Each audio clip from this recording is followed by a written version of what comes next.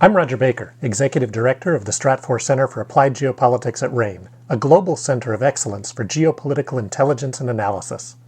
Learn how you can put geopolitics to work for your organization at ranenetwork.com.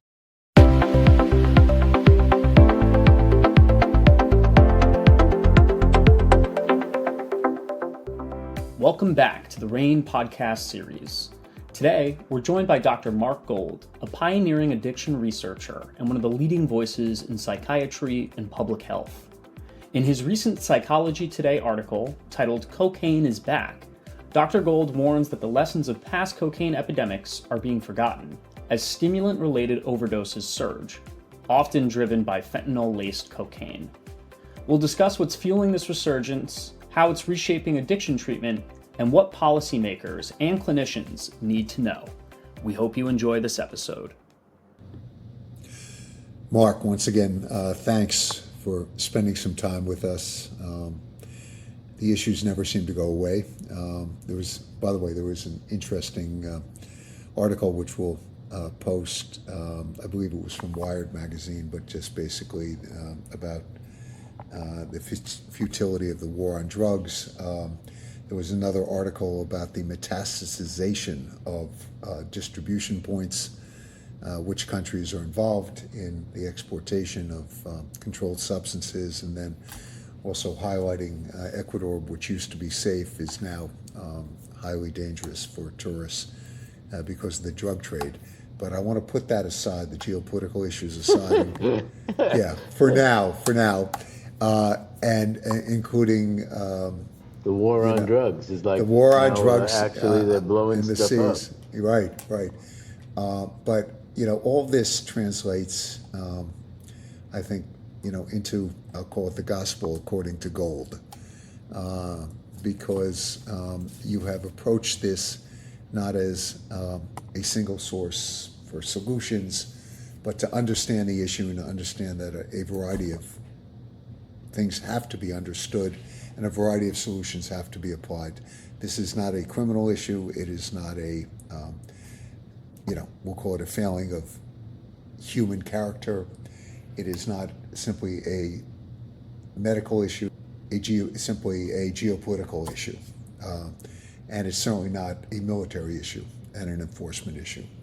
But I recall you're saying to me, I think it was probably 3-4 years ago, that with the waning of cocaine, you predicted that it would be back and the market for stimulants would be highlighted and would come back, almost like these are stock market waves of investments and the rotations of industries that outperform the market, et cetera. And you wrote a terrific article, published a terrific article in Psychology Today about cocaine is back. And so what I'd like to do is give you the floor to sort of walk us through this great article, but also, the various reasons why, what are the implications, and how people should be thinking about the risk. So let me just turn it over to you. Well, thanks, David. It's a really important topic, and it's the underlying reason for all the attention given to Colombia and the growing nations in South America. It's really not simply a fentanyl question.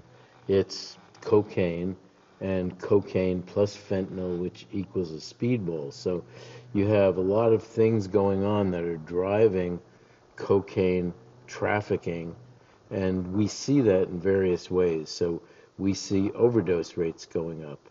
In fact, cocaine went from almost nowhere on the drug overdose list to top 3, and now we have cocaine plus fentanyl keeping fentanyl deaths up because cocaine is cheaper, meaning there's more being grown. It's purer, meaning there's more being grown, and more available throughout the United States than it's been since Diane Keaton was in Woody Allen's Annie Hall, which had the famous cocaine scene in it, because cocaine was all the rave back then, and that's kind of when I started as a cocaine researcher, to show people that cocaine was dangerous and addicting at a time when they thought cocaine was safe and the champagne of drugs. So I Yeah, do let me think. Oh, stop you wait, just for the sure. audience, which is the reference to the movie Annie Hall, Academy Award winning movie. Woody Allen is out in Hollywood, and the people, I think in LA, are partaking in cocaine, and at some point, Woody Allen sneezes and blows all the cocaine around the room. So a humorous twist on that, but I'll call it somewhat making light of the consequences of cocaine usage. But I Yeah, I just want to mean, make, yeah, but you could look at this as a, a physical manifestation of Woody Allen's character being pitiful and pleasureless.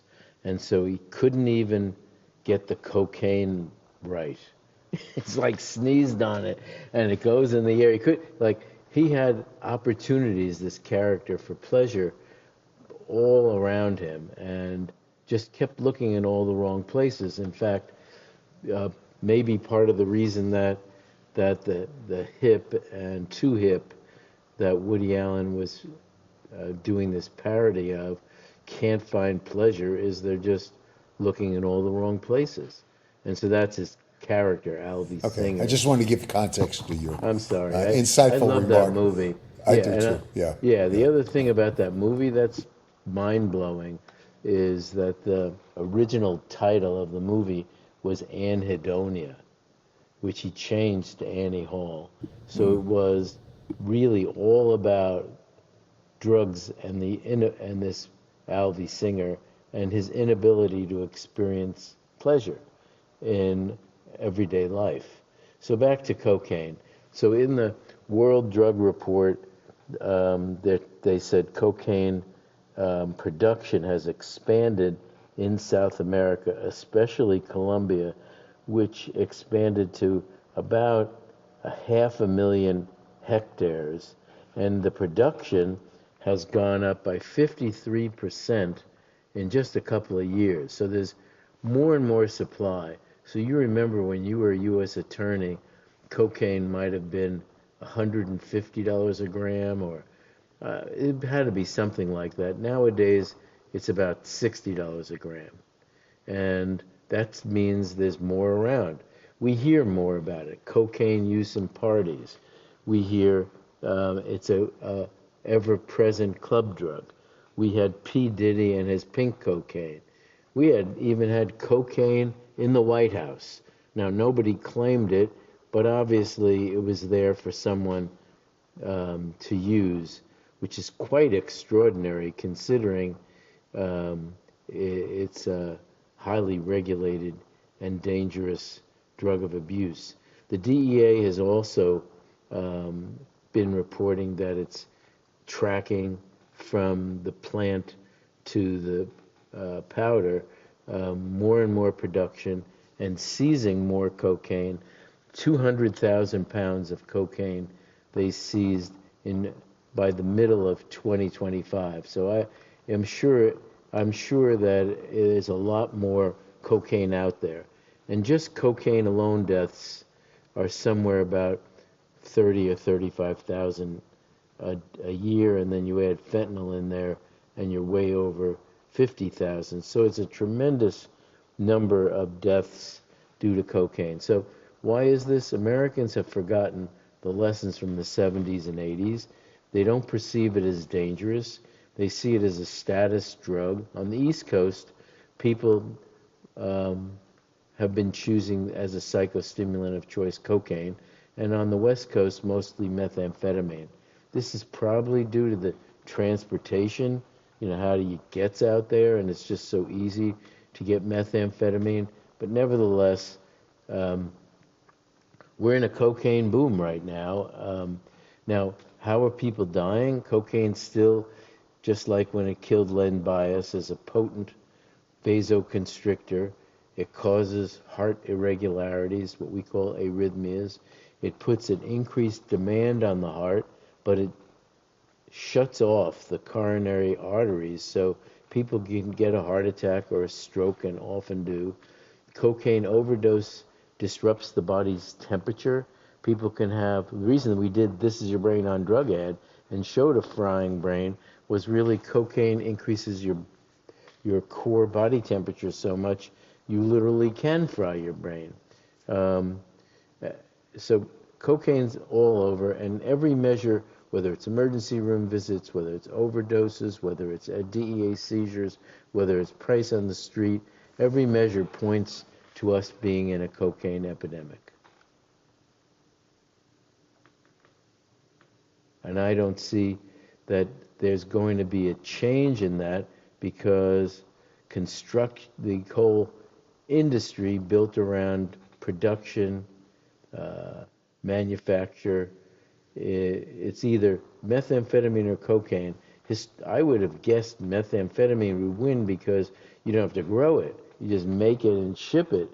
But cocaine has a considerable amount of status associated with it that meth doesn't have. And cocaine has its cocaine history, and even in treatment admissions, by the way. And you said that you had someone who has gone in and out of treatment. The treatment admissions for cocaine have gone up. Wall Street related treatment admissions, California, Silicon Valley related treatment admissions, celebrity treatment admissions, they're all gone up.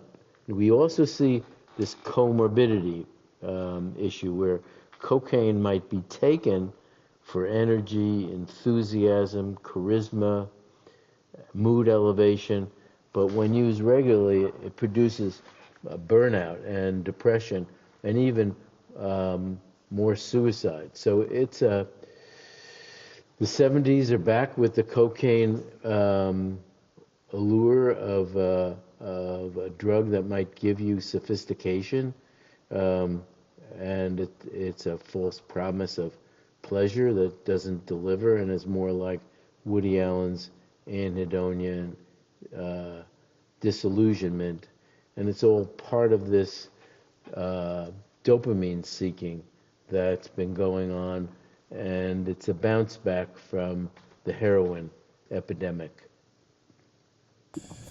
So, Mark, what's particularly interesting, and let me maybe lead the witness a little bit here. I've heard you speak about sort of, the different drugs of choice. Right. And you wrote a great article about why the drugs of choice matter, and I want to tie it into what's happening with cocaine. These things do seem to come in waves, and I was actually trying to think about this, and you were sitting on my shoulder, and in part, you have new generations that come up, and we'll call it, there may be a lack of familiarity, sophistication. First of all, there's a tremendous amount of risk-taking amongst young people, and you've written about the development of the brain and the inability of younger brains to appreciate risk. In fact, they give Nobel Prizes around that to behavioral economists and psychologists. But, it just strikes me that people may be unaware, and you talk about the folklore of cocaine, and it's organic, right? It's grown. It's not developed with a bunch of chemicals. There's a history, and Freud experimented and actually became addicted to cocaine. Yeah. And so with that as the backdrop, I guess the question I would ask you is the responsibility we have to each succeeding generation that emerges into a period of experimentation, whether it's within the adolescent high school years, first living away from home if people go off to college, the workplace, the social settings, the clubs, etc. Do you have the sense that we have given enough thought to preparing each generation with what we are aware of are the risks around these drugs, because cocaine can feel very fashionable and risk-free, as you know. And so, the lessons of the 70s and the 80s, Yeah, I agree. have they been lost? You have a new group of people who didn't see it. Okay, so. Yeah, no, it's. I had in one of my papers a graph, and cocaine went from being a huge epidemic, not viewed by doctors as dangerous, not even considered in the diagnostic manual as addicting, everywhere in the 70s, all over Saturday Night Live and afterward, and then we started 800 cocaine. Obviously, if you needed a hotline and hundreds of thousands of people are calling, it must be a problem. So that was the kind of evidence that cocaine was a problem. And then you had athletes becoming addicted to a quote non-addicting drug and losing their careers, and others dying of it and losing their life, and people blowing up like Richard Pryor, and you had just so many catastrophes. All of them were continuous lessons that cocaine was dangerous. Now, you say, well, what's the precondition? But I've always thought that the preconditions are learning to use drugs and priming the brain to use drugs at an early age. So even if you don't like the founding director of NIDA, National Institute of Drug Abuse's gateway hypothesis, where he said that learning how to smoke marijuana was a gateway drug, and important as a gateway drug because you'd then try other drugs.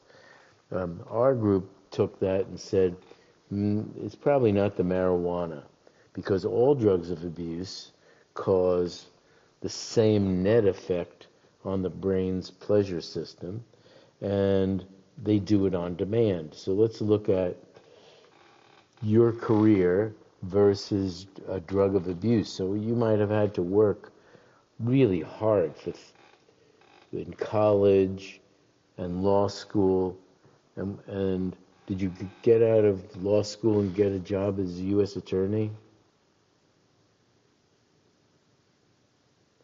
Is that a question? Did I? Yeah. No, you had to have, at the time, 3 to 4 years of experience Yeah. before you could even apply, right? Yeah. So And then, of course, there were the questions that they asked about drug usage. Yeah, okay? for sure. Yeah. But I mean, you think about it, like successful people that had an ability to delay gratification, to work really hard, consistently, and that work oftentimes didn't give them any reinforcement until much later. Anyway, so that I'll contrast like studying for the SATs or studying for an exam versus sniffing cocaine. If at the end of the day, the brain interprets success on an exam equally to smoking marijuana or using a drug of abuse, if the brain can't really separate those things, it obviously is faster, easier to define yourself as successful on the basis of accessing the pleasure system on demand. That's the way I looked at early drug experimentation and why it's so dangerous for young people. The data on young versus old is just dramatically different. Like, you can hardly get addicted to cocaine in your 50s, let alone, but it's so easy at 15. It's one thing is that your brain's pleasure system is more alive, more vibrant, and more likely to respond in ways that you just can't forget. The other is you just have built no foundation of experience, and you're just developing, so that the brain's like moving around and organizing itself, and you're inserting, well, why write a novel? Like, I can just sniff cocaine. Or why do anything other than sit on the couch and use drugs? So you just have this bad learning, and it's more impactful the younger it starts. So my answer would be, you need it as a precondition early use. It could be tobacco, alcohol in binges, high enough dose, or cannabis. Those tend to be the drugs that are early on, and then people add to that the other drugs of abuse. I think there's some notion in our society that there's something to be gained, personally or otherwise, by drug experimentation. So we even call it recreational drug use. But scientists might call it priming and co-opting the brain's pleasure system so that you can access it on demand. So what's interesting, Isn't that scary? Yeah, I not only scary, but I just don't feel that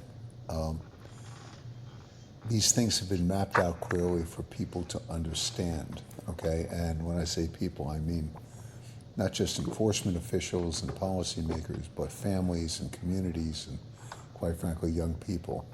Let me tell a quick story, because you brought up the U.S. Attorney's Office and cocaine and things like that. I won't mention the name, but I was at a major international law firm for the first 3.5 years that I came out of law school. And while there, I met an incredibly talented colleague, Mark, who was clearly not meant for what I'll refer to as the big firm practice, okay? Mm-hmm. Nor was I, for that matter, but I had a great experience, and I went on to the U.S. Attorney's Office. He became interested in matrimonial law. We kept somewhat in touch, et cetera. And I think I was probably about 3 years into the U.S. Attorney's Office, 4 years maybe. And the DEA comes to visit me, and they said, there's a very significant case. The Colombian cartel has a hit out on a lawyer in New York. And we have to intercede. We got to pick him up. And there were allegations of basically money laundering by the law firm, and et cetera. Anyway, it turned out to be a very small law firm, and the individual was my former colleague at my firm. Okay, he'd entered matrimonial law. He had become heavily addicted to cocaine. Mm-hmm. Okay, had fallen in with the cartel in terms of moving money around, and whether it was, he was skimming, whatever it was, there was a legitimate hit on his life, and so we had to bring him in. And you want to talk about a reunion, okay? But this was one of my earliest experiences with what happens to the brains of highly talented professionals. Definitely. Who become addicted, okay? And the irrationality, the level of paranoia, it just off the walls. Had to get him into, obviously there was a detox program. It was called federal custody. Yeah. Where you ain't using and stuff. And then his slow return to sanity, beautiful wife, child. The whole story is very familiar. But the reason I bring this up is the lack of appreciation for how quickly the spiral down can occur, okay? And I didn't realize at the time, but it subsequently came out, he had been diagnosed as having clinical depression and some bipolar condition, and and started self-medicating, and he saw the world very clearly after that, right? And such. And I sort of feel like, again, the book of Ecclesiastes, this has all been said and done before. Why are we doing it again? Okay? And so that was, as I read your article, I found I don't want to say this, but, I was introduced to you again, when you came to provide insight and perspective of a brand new drug on the streets called crack cocaine. I feel like, Mark, this is where I came in with you, okay, and we're coming back. So anyway, well, your case is a really important case for a lot of reasons. Yeah. So you have the one being, wouldn't it be nice if we identified problems early on before they ruin the person's life? That's very difficult and requires friends and families to be very suspicious, and it's just very difficult to do. You have the question of the comorbidity with depression, meaning that he had depression and so forth, and you say, well, that's just a really common trap, because cocaine was tried as an antidepressant drug, so whereas amphetamine, so similarly methamphetamine, but it fails because ultimately it does the opposite to what the brain needs and causes more depression and more anhedonia. But it's common. It's so common that the late full professor at Harvard, Edward Kansian, wrote all about this, like that there was such a thing as your drug of choice. And your drug of choice tells you what kind of psychiatric vulnerabilities you have. So if you're a nervous, socially anxious person, you're likely to love alcohol or benzodiazepines. If you're a depressed person, you're likely to love cocaine and amphetamine. If you're can't sleep and you have a poor self-concept and the world is going to end at any minute, opioids might be an answer for you. So he looked at all the different personality types and psychiatric disease types and said, well, we live in a drug supermarket. So if you don't go to psychiatry and get a diagnosis and get a specific treatment that isn't dangerous and addicting, that is approved for that use by the FDA, if you go it alone and do it by trial and error or self-medication market, you're likely to end up much, much worse. And at the best you could hope for if you had a disease going into drug use, the best you could hope for is to come out with two diseases, an addiction and your psychiatric disease, because these drugs of abuse have no ability to cure any of the psychiatric diseases. So it's I'm not frustrated by the fact that these things come and go, because the patterns are not a mystery to me. So one of my teachers at Yale is deceased. His name is David Musto, M-U-S-T-O, and he was a drug historian. He did some work for the DEA, and he helped a little bit with the DEA museum when I was working on that project. And really his work looking at the history in the United States, he wrote a book called The American Disease, and that was about addiction, that it's maybe part of this risk-taking entrepreneurism, it's maybe part of the American not believing what you read and trying it yourself, whatever it is. But his work clearly showed that after every opioid epidemic, there was a psychostimulant epidemic. So when we were in the midst of the heroin, then became fentanyl, then became speedball, meaning adding in the cocaine, then I knew we would end up with a psychostimulant epidemic, because when animals are given the choice between opioids and cocaine, they gravitate toward cocaine.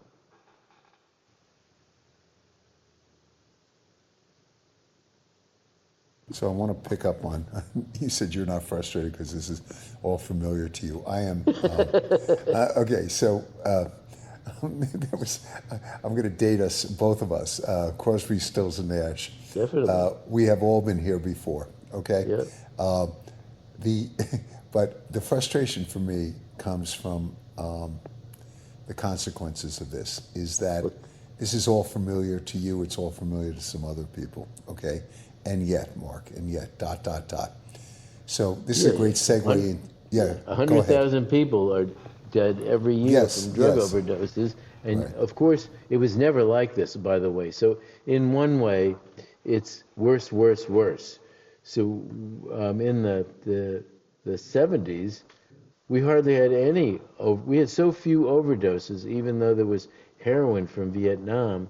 We had so few overdoses that the maker of naloxone, Narcan, the antidote, had to sell it mostly to anesthesiologists for use in surgery when they overdose people. Right, to revive people, right? Yeah. In surgery. Yeah, It wasn't yeah. like, yeah, so we didn't have a war going on like this, where like the drug dealer seller market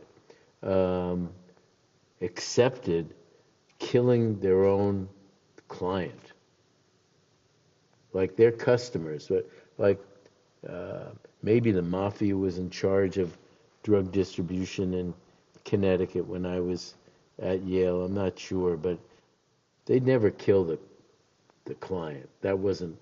It could be an accident, but they'd never purposefully kill someone. The idea you'd switch from heroin to fentanyl, or from fentanyl to carfentanil, and you take 100,000 people or more a year and kill them in the United States is just too much. It's just so alarming. And you're right, we need to do a better job on drug prevention. We don't spend much time or energy on it.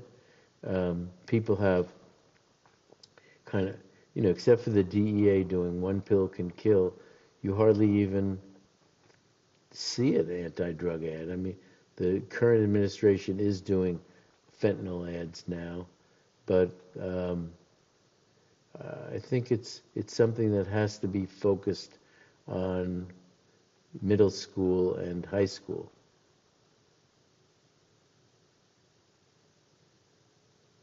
If I can say, a natural segue Yeah. into another article about the choice of drugs and why that matters.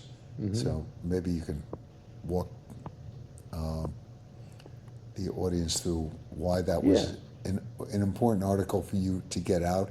And in some respects, it was it sort of wove together a number Your of case, especially. well, yeah, just a lot of things. I thought, yeah. Yeah, so this Harvard psychoanalyst whose work is mostly unknown, but I got the chance to review his book. He wrote a book summarizing his career, and working on treatment of people with substance use disorders at Harvard. A lot of famous cases of celebrities and so forth, and he kind of said people who are just angry and dysphoric and antisocial and believe the world's coming to an end, they kind of gravitated to heroin, where cocaine users often had low self-esteem, that they were not gregarious and depressed, and that cocaine helped give them a boost. And so his idea was this kind of, we're in a drug market, people try things, and what they end up saying their drug of choice is telling psychiatrists how their brain is organized and what their problems are.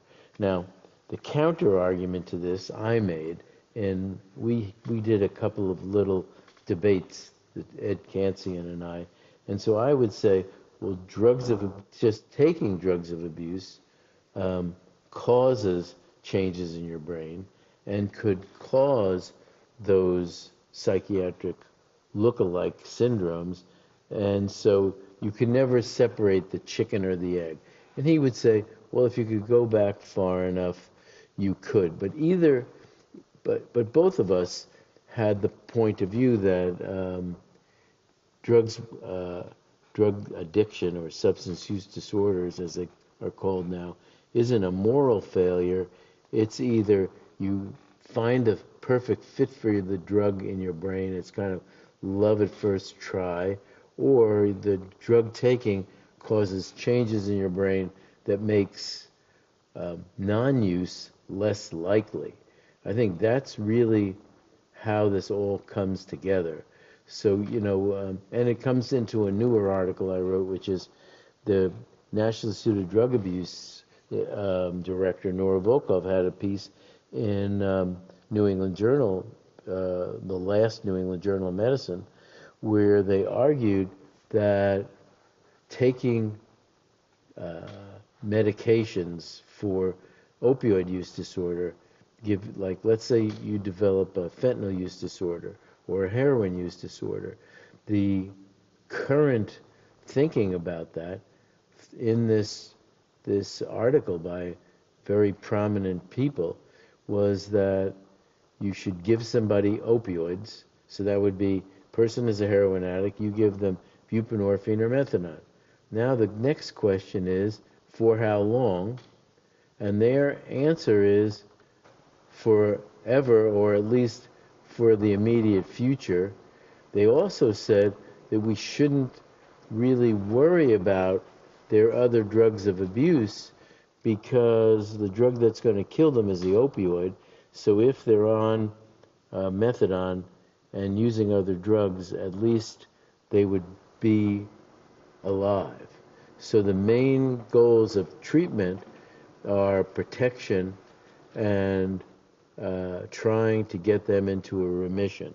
The reason I bring this up is this was consistent with my thinking on it, which is that opioids and drug taking of opioids cause changes in the brain that make opioid abstinence, that make not taking heroin or fentanyl almost impossible, so that the changes appear to be permanent. And that was just a theory of mine, and it was similar to what the people at Rockefeller University who started methadone, Dole and Niswander, said. They said, if you give people methadone for their opioid use disorder, that replaces a deficit they have, like giving a diabetic insulin.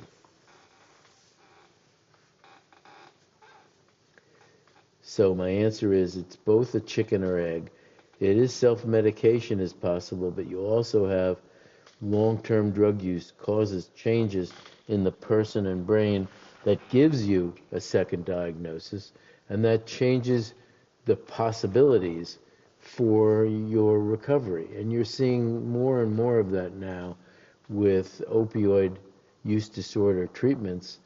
Right now, there are about, I could be wrong about the exact number, but it's between 400 and 500,000 people are being treated just with methadone. And with buprenorphine, I'm thinking it's 3 or 4 times as many. So we now have a pretty large group of people who are on medication opioid replacement. Maybe they're not taking it for pain like they used to when we gave a lot of pain medicines, but now they're just taking it every day for an opioid use disorder. And there's increased consensus that these people can't make it with detoxification and like Betty Ford-like treatment, and that they're safer in treatment for life with opioid replacement. So I'm going to use a bit of I don't know whether you call it a social media trope or a news trope. Mm-hmm. Isn't it possible, Mark, just in terms of what's cause, what's an effect, etc. That you have two truths that can both be true at the same time. These two things can be true at the same time, both in terms of the cause as well as what happens long term with usage. That people Definitely. start with, yeah. So just to reconcile, I want to close just on one thing, and I know you've come across this, but I continue to read and think about this. It is very interesting to me, and I'll follow up with you offline if I might. When somebody passes away due to an overdose, you know what the Brits call it? Maybe not every time, but from a official law enforcement police reporting standpoint, death by misadventure.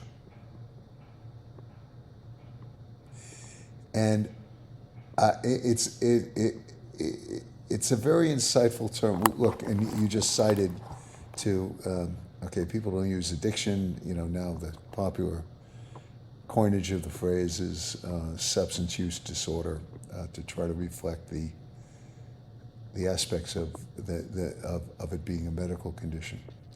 But I've been giving a lot of thought to not only sort of your work and what you've been writing about and constantly speaking about, but the fact that at least with young people, so it doesn't have to be death by misadventure.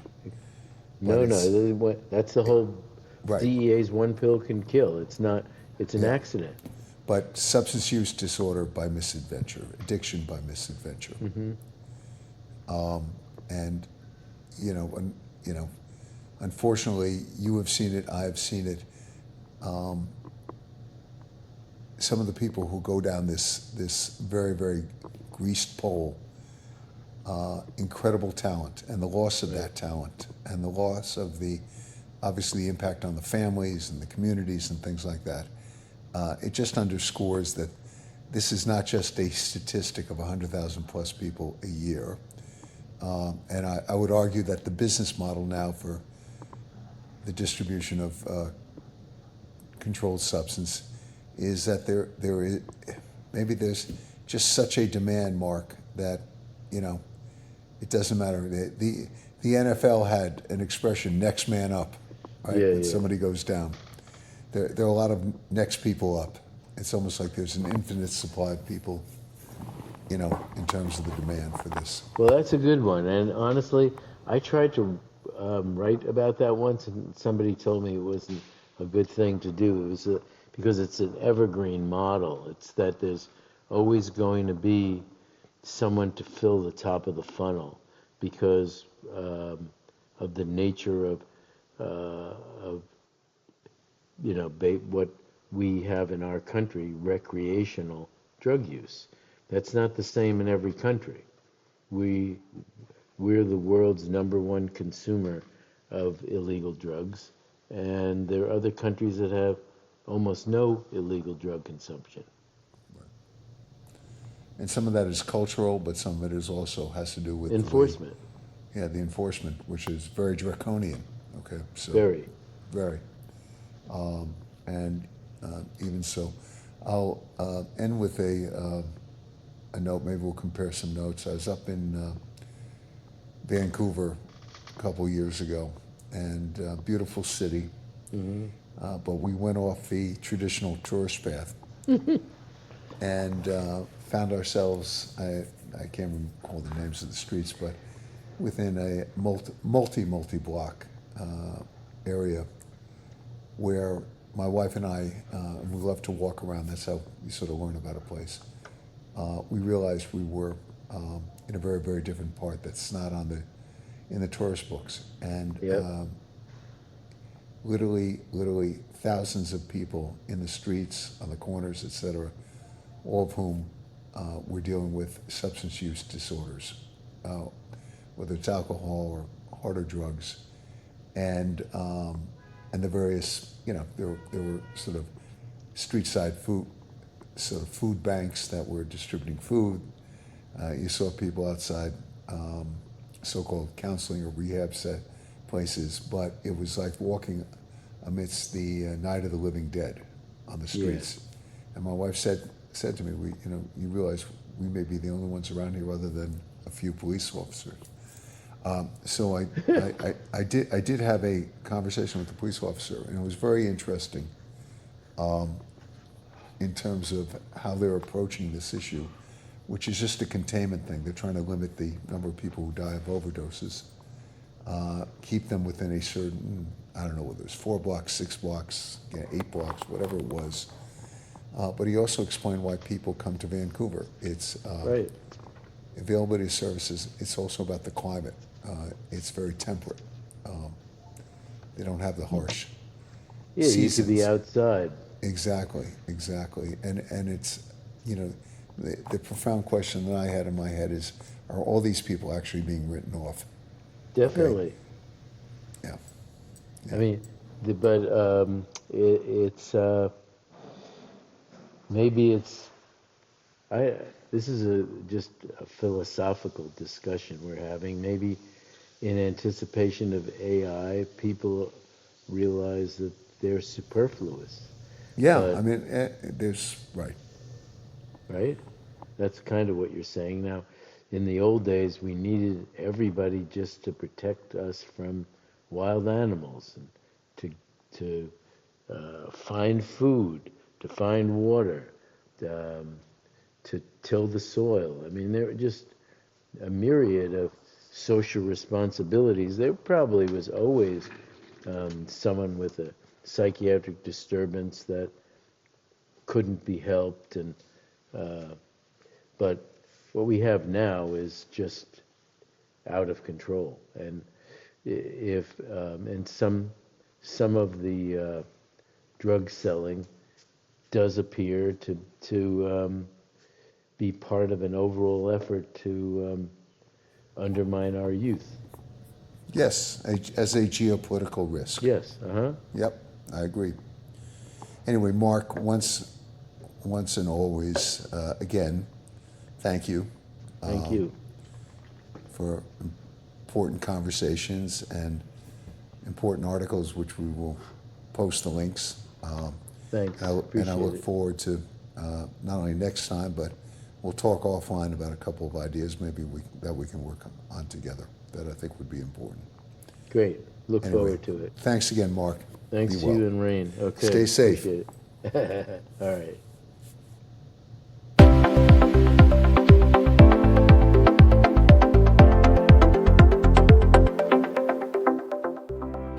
Thanks for listening.